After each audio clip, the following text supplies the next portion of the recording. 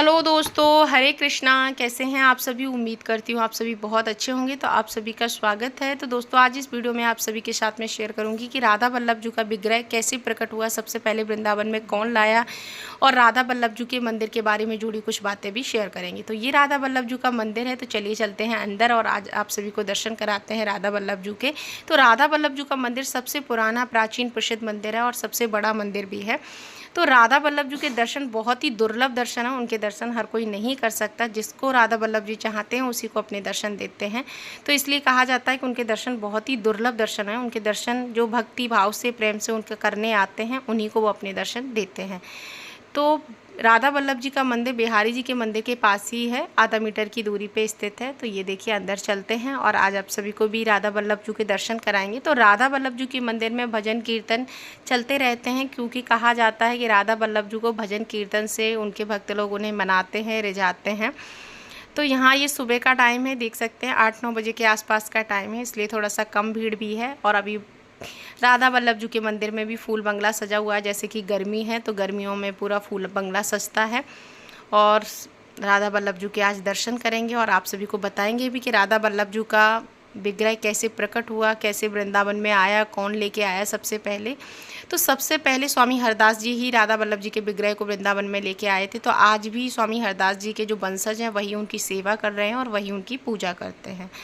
तो अब बात, तो वैसे एक बात जान के आपको हैरानी तो नहीं होगी कि भारत में कई ऐसे मंदिर हैं जिसमें राधा वल्लभ जी का भी मंदिर है, जिसमें मुग़लों के द्वारा आक्रमण किया गया था। यह हमला मुग़ल बादशाह औरंगजेब के शासनकाल में हुआ था। तो मंदिर को पूरी तरीके से क्षतिग्रस्त कर दिया गया था। तो जब ये हमला होने वाला था तो उससे पहले जो मंदिर के पुजारी थे उनको इस बात की भनक लग चुकी थी।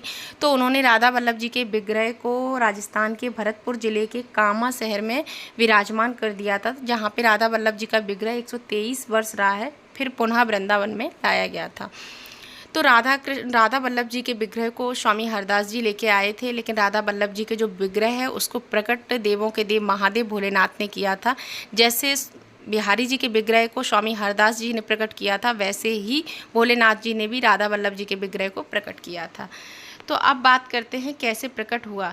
तो भोलेनाथ जी का एक परम भक्त था, आत्मदेव नाम का एक ब्राह्मण था, जो भोलेनाथ जी का बहुत ही परम भक्त था, बहुत उनकी सेवा पूजा करता था। तो उन्होंने कैलाश पर्वत पे तप किया, कई वर्षों तक तप किया। भोलेनाथ जी उनके तप से खुश हुए और प्रसन्न हुए और उन्हें दर्शन दिए और कहा कि आप वरदान मांग लीजिए, आपको जो भी वरदान चाहिए।